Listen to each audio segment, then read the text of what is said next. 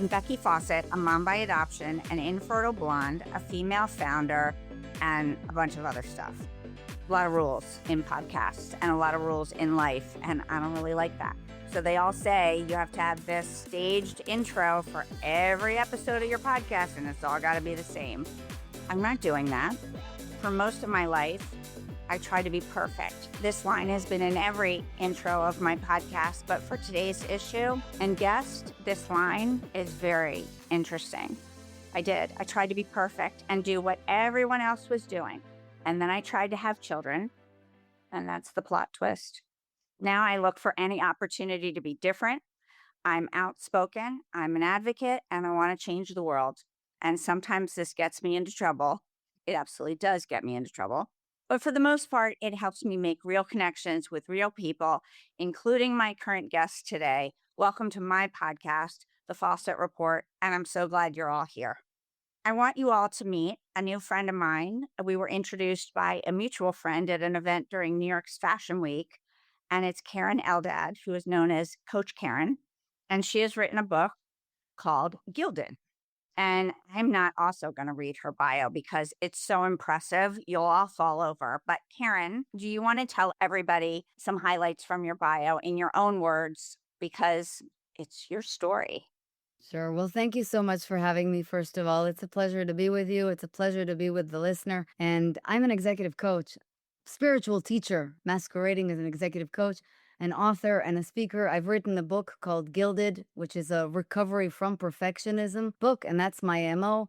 I've done lots of things with my life. You're right. It's a pretty long bio, but I think the most important thing to say is I too spent a very large part of my life trying to be perfect, and it didn't work. And I hit a wall just like you did, not with infertility, but in creation of relationships that just couldn't stick the landing on the marriage thing, couldn't stick the landing on the financial success thing. And that created enormous frustration in me because I was doing everything right, but it wasn't working. And that was the birth of this work. I figured out what does work, which is the opposite of being perfect. I'm really excited to talk to you about that today. I'm so glad you're here. And what I want to share with the listeners is because also when people meet me, they're very surprised at what I have to say next. I had to go to this Fashion Week event that our mutual friend invited us to, and I was going to know nobody. I don't like walking into a room where I don't know anybody. I didn't have a wing woman. I didn't have a wing man. I didn't have a wing dog. I had me, and that I don't like that. So I immediately found our mutual friend, and she said, meet my friend Keren. I said, I run a national nonprofit that helps people adopt children. And I said, what do you do? And you said, I wrote a book. And I said, about what? And you said, breaking free from perfection. And I nearly fell over because I always say too, I have to go to these events not knowing anybody because you never know who you're going to meet. Yes. And I never know why I'm at a certain event in an uncomfortable situation. But the minute you said that sentence, I knew why. And I said, oh my God, I have built something and I have found success. And it was all based on the biggest imperfection of my life. And you ran over, and wait till you see what I did to this book as I was reading it. For the listeners, what I'm showing her on the screen is that I have all these little pink stickies, tabs. I probably have 60 in this book. And I just kept reading, going, oh my God, and I have to talk about this. And oh my gosh, what's on this page is so important. And oh my gosh, this is me. And oh, I got to be better at that. And I knew that I wanted to have you on my podcast as soon as I read this book because I have issues that everybody else has, and we don't necessarily know what to do with them. I'm going to let you start the conversation and lead us through why this book and some of the talking about being perfect and the overachieving. And then I definitely want to tie this back in to infertility and adoption and all roads lead to helpusadopt.org type thing. And there's some other stuff I want to talk about, but why don't you lead us through the thought process on how this book came to be and what you want people to get out of it? I love that you're leading with your own example because one of the biggest surprises, I think, in my life and in my work has not just been that my own contending with my imperfection has led to the greatest joy and liberation and success of my life, but that everyone else's does too. Perfectionism, whether you relate to it or not, you think of yourself as a perfectionist, a classic perfectionist, a stickler for precision, a stickler for details or not, you do suffer from a degree of perfectionism. And in that sense, what's truly surprised me is the universality of the message. How many people relate to this, Becky? It turns out that a lot of us are really intensely wired and really want to get stuff in life. And when we really are intensely wired and want to get stuff in life, we work way too hard to get it and become obsessive. That's what perfectionism really is. Perfectionism isn't, look at me, my hair is flawless, my clothes are flawless. It really isn't the classic idea of perfectionism or meticulousness. It's truly just about keeping ourselves in line with everyone else as personally and as fervently as we possibly can. And unfortunately, that is exhausting. This book came to be basically after many years of coaching other superstars and realizing that I saw in them my former self again and again, same Achilles heel. High achievers in general, and I've been a high achiever all my life, are relentlessly hard workers. And relentlessly hard workers do so because relentlessly working hard gets them results. But then they meet an obstacle in life where the hard work doesn't work. In fact, have you ever noticed infertility, getting married, trying to make a lot of money, or trying to become very successful? The harder you work, the harder it gets to close that deal, the harder it gets to chase that carrot. The worse it gets, the worse it gets, right? And so you have to start to understand that what you're doing is definitely the problem. And so the relaxation of this impulse, the ability to just chill, to learn how to go with the flow, and to learn how to connect to a real flow is the secret to getting absolutely everything you want. And my book is to help you to let go of that controlling grip and to allow you to, with ease and joy, create the life that you love. It was so fascinating to read this because in so many of your situations that you go through in this book, and I got to tell you guys all, I was joking with Karen before we got to our recording. You're all going to want to hit Amazon now and have this thing in your home in the next 2 hours because you're just going to see yourself in it. Listen, you can still have a great life and think this book can help you because I have a pretty great life. But Yeah. there's some things I read in it where I was like, oh my God, I do that. And I make this excuse for that behavior. And I'm going to give you an example. I always call myself a realist because I don't like surprises. So Mm. sometimes when I'm in a conversation with people, they'll say, you could have X in the next hour if you work hard to get it. And I'll be like, what if that doesn't happen? I like to protect myself against the option that it might not happen no matter how hard you work, which is what you just said.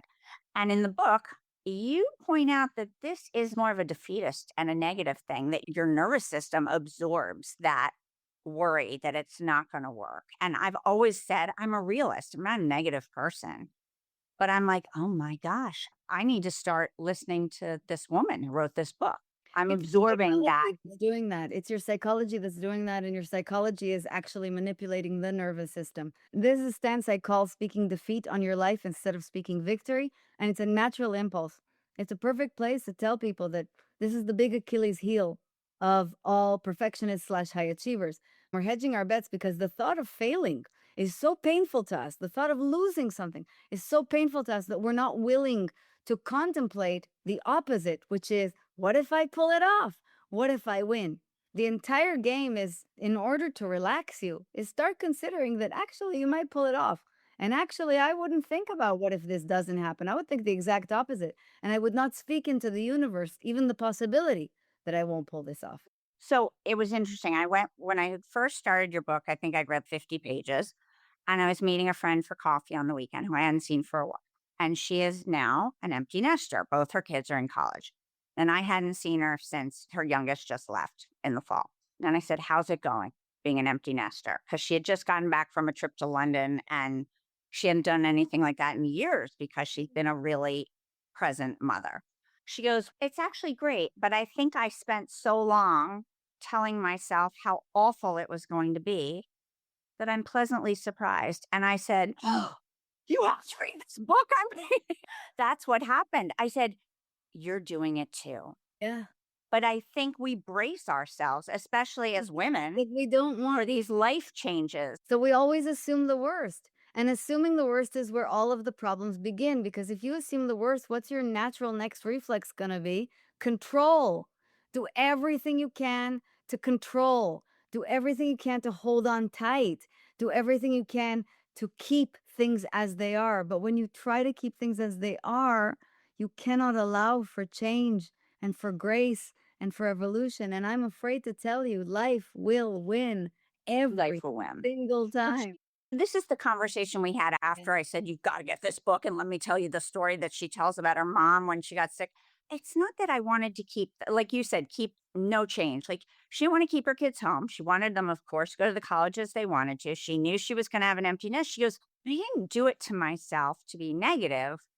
I did it to protect my heart." And that's what I think we tell ourselves, right? Like, we don't wake up in the morning and say, "I'm going to be negative and assume that I'm going to be sad or Mhm. assume that this won't work." We do it as in self preservation. You're absolutely Well, right. That's you why know, the most critical part of the book and the hardest part of the book, Becky, if anyone is reading it sincerely, is the beginning, which is admit it, your life doesn't feel as good as it looks. This is a painful thing for people to listen to. This is a painful for people to accept or to even think about, which is why their reflex many times is their reflex is going to be to tell me, Karen, everything's fine, get out of my face. And I'm okay with that. Although I have to say, if your reaction is that triggered, you may have something going on there. you should double up the sessions. The reason that's so hard to do is because self-sabotage, we never self-sabotage for a bad reason. We always self-sabotage to soothe ourselves. Think about it. No one has ever picked up smoking thinking, yay, cancer. We pick up smoking because it relaxes us, it soothes us. And in the same way, the behaviors that hedge their bets to protect the heart are meant to soothe us. Yeah. Unfortunately, if we delude ourselves, if we go delulu, as the kids would say, and let them become something that we're telling ourselves is good for us, they will start to hinder your ability to create anything that you want in this lifetime. So it was a big eye opener. I want to move into a very cool topic, which at first I didn't understand and I needed a further explanation from you. And that's the other thing. Like, maybe the old me might have pretended that I understood it. Now I'm like, just tell me because I don't get it. I can admit that I don't get it. You talk about, and this is tied to fertility and the journey to the race to mommyhood, as I call it, playing to win versus playing not to lose. Would you explain what you mean by that? Of course, I And will. I love it because our first topic flows very naturally into this. Because you're so much playing defense, unbeknownst to you, you then start to not only speak defeat, but you start to hedge your bets against catastrophe instead of betting the house on your victory. I'm going to explain this for everyone as a concept. Then I'm going to talk to you about. I have two pregnant ladies in coaching right now, so this works. The first thing I want to say is our brain is playing defense all the time. Your brain is terrified of loss. That's how the brain has evolved over tens of thousands of years. It has evolved to keep us safe, not to make us happy, not to get us healthy babies, not to get us rich, not to get us married to George Clooney. Your brain is playing defense. That is the brain's job, keep you alive. And as a result, like my very loving Jewish mother, it never wants you to do anything risky. This was illustrated magnificently in the movie, the best movie, in my opinion, in the last 10 years, Crazy Rich Asians.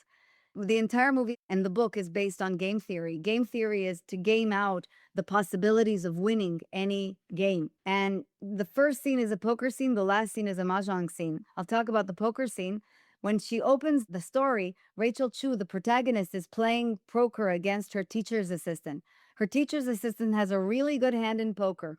Becky, he can win. He can win easy. She's got a crappy hand, but she realizes that he's nervous, he's defensive, he's worried. She can see it on his face. So what does she do? She moves all her chips to the middle of the table. What does he do? He folds. He folds automatically a good hand. And the reason he folded, she went, and then she showed him that she had nothing. She won everything. She cleaned the house. And she turns to the audience and she says, how did I beat him? I had nothing because I knew he would not be playing with his logic, he would be playing with his psychology. Our psychology is so terrified of losing, of failing, of having our heart broken, of being destroyed, that we will fold a good hand. Now let's talk about fertility. Every single person was born with a good hand. We were all magnificently and equally created. Sure, we have glitches here and there. But we were all magnificently created. We have all come here with enormous amounts of love, with tremendous possibilities, with incredible abilities, and with lots of different paths to that which we desire. When you focus primarily on what is in your way, all your brain is going to do is see what's in your way and stop you. It's like staring at the problem and hoping that the solution somehow works. That's not going to work. And if it does, it'll be quite painful. Instead, turn directly at the solution. Say to yourself, I can do this. Look at the people who have done this. My best friend Schamberg just had a baby. She's 45 years old. A lot of people were telling her that there were very big problems on account of a very long infertility journey. And I kept saying, what are you talking about? You're really cute. You're going to have a really cute baby. And I was correct. What are you talking about? Look at the incredible improvements in the technology. Look how many other options there are. Everything's going to be okay. But Keren, what if it doesn't work out? And I would always say, but what if it does? What if it does? You don't And it know. might work out differently than you think it's going to, which is my Exactly, story. which is fine. And it also may not work out, but why would you focus there? And this brings me to the story of my mother, just to give you the ultimate illustration. In 2019, my mother was diagnosed with stage 4 melanoma. And the doctors, who for some reason decided to give her a very exact prognosis, told her that even with immunotherapy, the newest of the technologies, she had a 13% chance of living past the treatment. And I said, unlike my sisters who were like, well, you're probably going to die, I said, 13% is not zero. What if you Yeah. pull it off, Mom? What if you pull it off? What if it works? And you know what? If not, maybe we can wrap our heads around death is super fun too. But for now, let's just look at our odds and think maybe it will work out. And just at least, all I asked her was at least place 50% of your hope in the yes basket. And then you can use another 50% for the no basket, no problem. But just balance it out. And she did. And I got to tell you, it's October 2025. My mother is about to turn 72 this week, and she is still with me. Amazing. That's so good. And then your playing not to lose, as you wrote to me, is clutching, hedging, and avoiding the risk. Yes, always talking about how disastrous it is, which will move you into procrastination, into complaining, into sadness. These are not helpful and certainly not good for sex. So it's interesting. If I can interject here, before adopting my girls, I played not to lose. I avoided the risk. I thought I had the money to pay for this. I met a great doctor and I'm the hardest working person on the planet. I can do this. Yeah. At the end, what won out for me is the fear of not being there. That was a greater fear than being pregnant. And that's was part of the shift into adoption because I wanted to be a mother. And it became very clear that the other one wasn't going to work that way. And as my daughter Jane once said to me, she was, I don't know, like 9. And she goes, Mom, why do you always, when you get interviewed, talk about how not being pregnant was the death of a dream? And I said, because it was at the time, Jane. It was, and I go, I'm so sorry you heard that because that doesn't make me sound very good, but I'm good now. Like, I'm good now, really good with you and Brooke. And she goes, why didn't anybody tell you there was a new dream and it could be me? Oh, yes.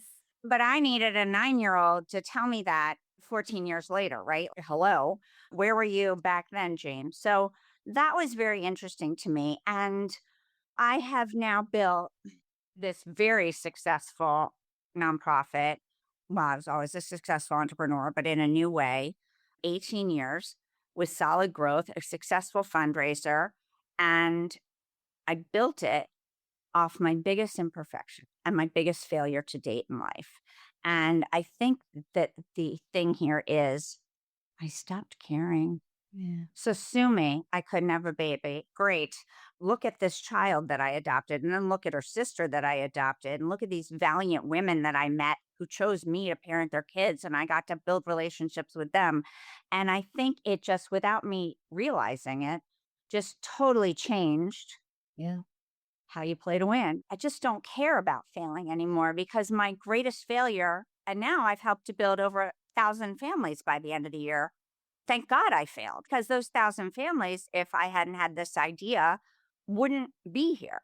So your book just wowed me on my own story. And then I started to realize I took some big risks in life. All those people who were playing not to lose.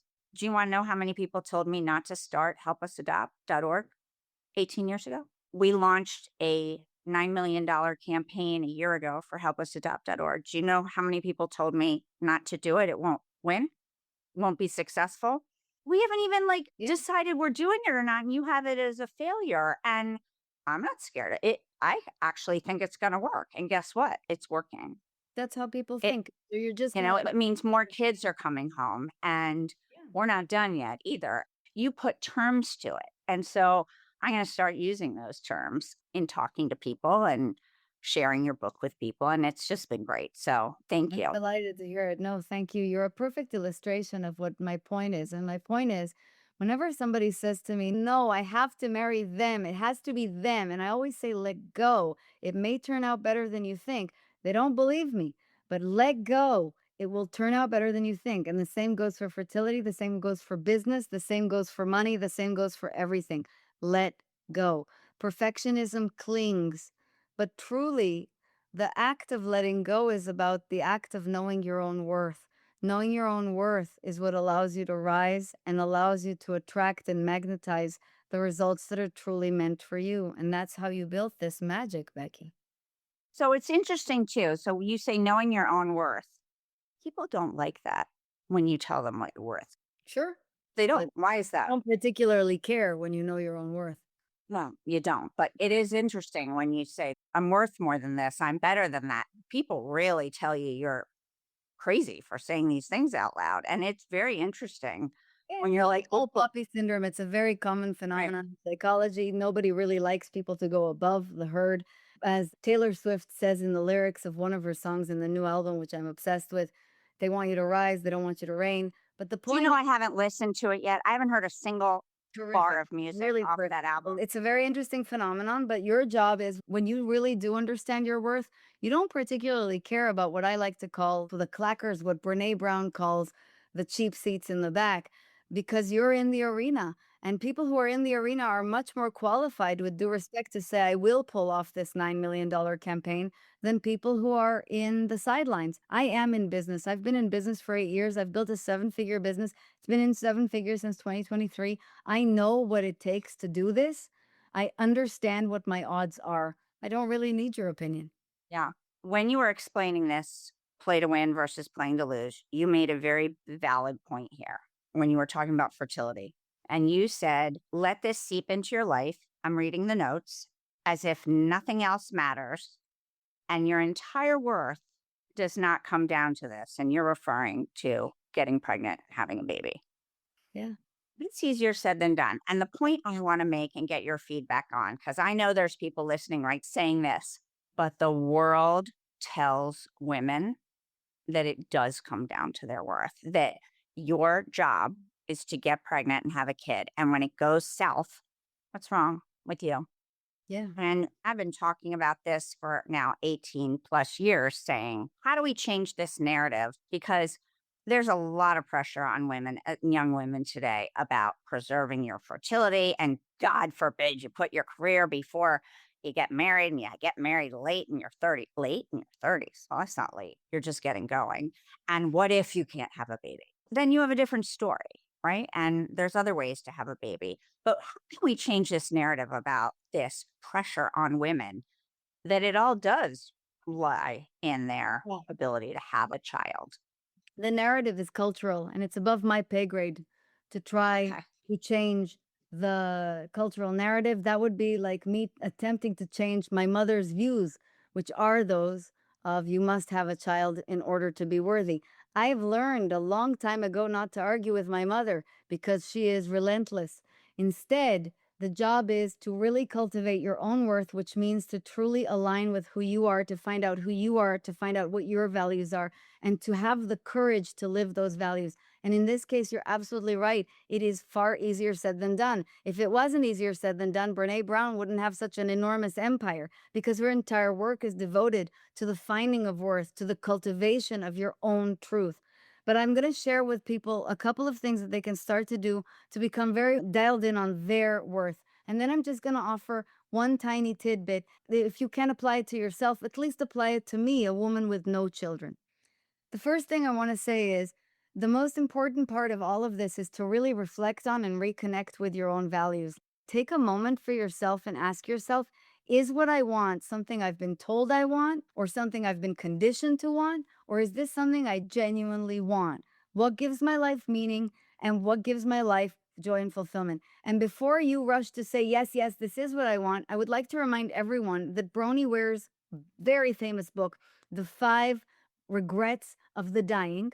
Number one was, I wish I had lived my life for me and not for the expectations of my family and my society. So most people are living with some degree of expectation. You are going to have to just ask yourself, what do you care about? What is a good life to you? What is a good relationship to you? What do you want in your life? Are you interested in creative expression through a career? Are you interested in expanding with compassion and integrity only in the family direction? Are you interested in both? Really ask yourself those questions.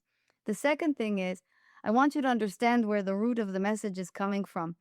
In the cultures like mine, I'm from Israel, that really equate motherhood with womanhood or with adult success, you have to ask yourself, is the message coming from inside my house, inside my head, or is it coming from the culture? And just that will allow you to more objectively engage with the question of motherhood. And I'm not saying you will reach one conclusion or another. It's my hope that you will at least understand that there are differences between what comes from within your head and within your soul and what comes from the outside. And then the last thing that happens is when you really are starting to connect to your own values, to your own worth, you start to really believe in yourself, believe that you deserve to have a life that really feels good to you first, and then helps to achieve harmony with others. You will find deep compassion for yourself as a different person, as a person who's choosing to live a different kind of life. And when you can do that, Becky, and here's the miracle, you start being compassionate towards other people. I've connected you to a friend of mine, Julia Carroll, who runs a podcast called Storked. She has had a child out of wedlock by choice and has also suffered judgment. I, a woman who has decided not to have children, have suffered judgment. And I have had many conversations with her in which we said to each other the same thing. Family is family. Your choice is your choice. I love your choice. I respect your choice. Everyone deserves family according to their own terms. So I always say this, to mother is a verb.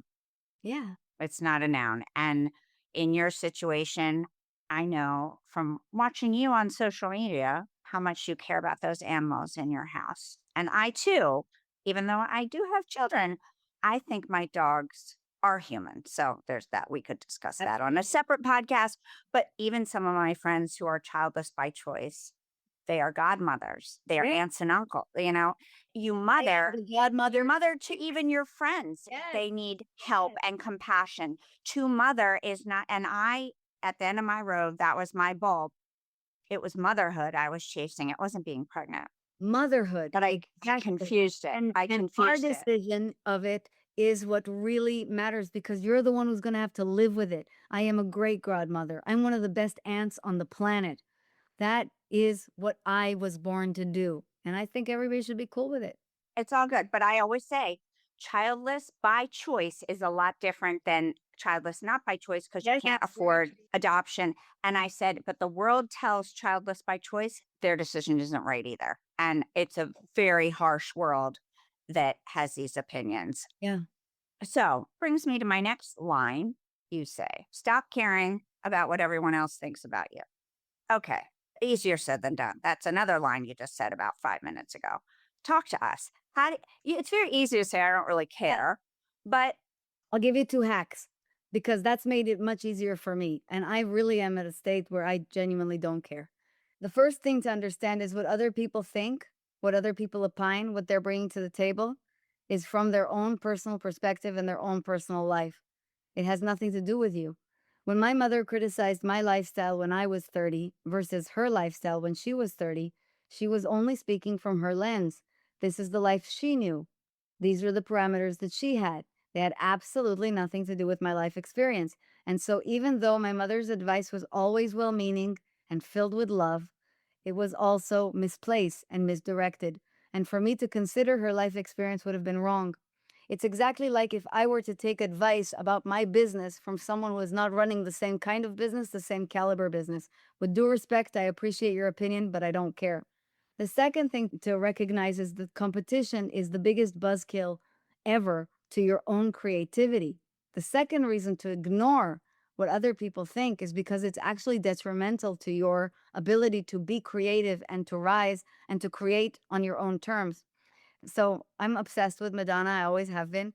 Me too. Me too. Like, she is the queen. And when Madonna was coming up in the late 80s, do you really think that at any point, Becky, she thought, what's Prince doing? I should do what Prince is doing?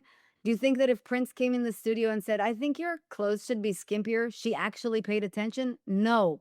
The point is, we are all creative genius and we all have a desire and a destiny that is our own. To allow others to interfere with that vibe is only going to cause you suffering because you will be fitting your mold to someone else's life, and that's not your life. We have time for one last short question. Another poignant moment that has about 800 stickies on it. I just held up the book for everybody else who's not watching the video. Stop beating yourself up. Easier said than done. I am my harshest critic. Whenever anybody criticizes me, I'm like, oh, if you think that's going to upset me, believe it. The war is 10 times worse in my own head. How can we not beat ourselves up so badly? The first tip is to recognize that you're human and that we do this because we learn to do this. We learn that it gets us results. The more I beat myself up and call myself a fatty McButterpants, the less I eat, the thinner I am, the more I'm accepted by society. And that is, of course, a very trite analogy for how beating yourself up has worked. But the first thing to do, the first hack is to ask yourself, how's that working for you? It's not pleasant, it doesn't get No. results, and it's really mean. So that's the first thing. The second is to ask yourself if you would ever dare to speak that way to another human being. I would never. And I always think about children when I speak that way to myself, not about if, because Becky can take it. She's a grown up. But if I spoke to a child that way, it would just break my heart. And I just stop. The third thing is to learn to literally use this as a mantra. This is a mantra that I use. I've been a crisis counselor for many years, Becky, on a suicide hotline, and most of the callers are under the age of 25. I always say, be easy on yourself. You're doing way better than you think. And I want everyone to literally just meditate on that line once a day. Be easy on yourself. You're doing way better than you think.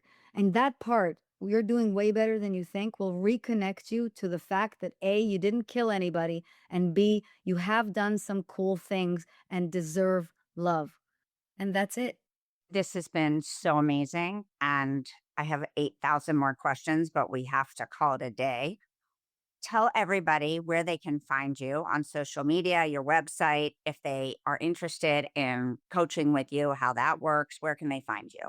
Thank you so much. The first thing to say is that the Gilded, my book, is sold wherever books are sold, but 99% of sales are going to Amazon. So you can find Gildaed at Amazon.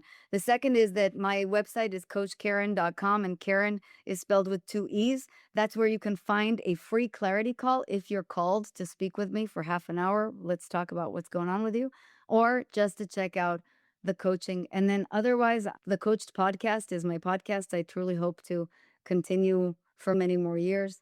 And I'm always at people's service. The next book's coming out in 6 months, Becky. You'll get the first. I know. I know. We've talked about this spring of 26. Maybe we have something up our sleeves. We might be back together. Who knows?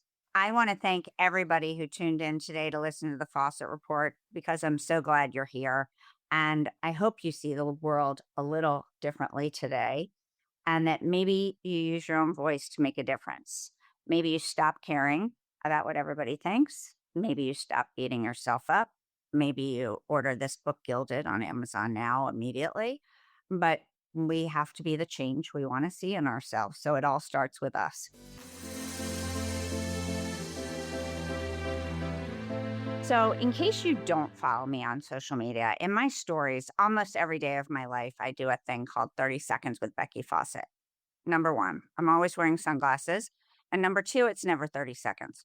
So, today I talk about a variety of topics, and I decided to add this onto my podcast as well. And on today's podcast with Coach Keren and her book Gilded, One of the most fascinating things I got from this book was the difference of playing not to lose versus playing to win.